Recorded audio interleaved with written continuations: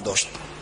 پیش لشکر مشرکا شیطان در صورت سراقه ابن مالک ابن جعشم مطلجی می اومد. لشکر شیطان همراهش بود. بسیار دهشت دارد سبحان الله.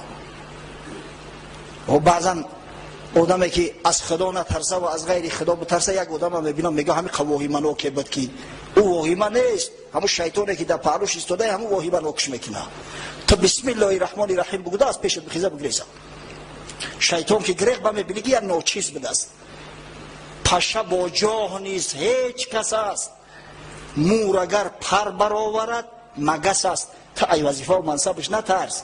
همین پشه اگر خیلی بلندم که بشینه همین پشه ای. همین مورچه اگر پر براره مگسش میگن.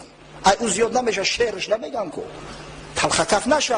بسم الله الرحمن الرحیم بگو، شیطان های پیشش بگریزن با میبینی که یک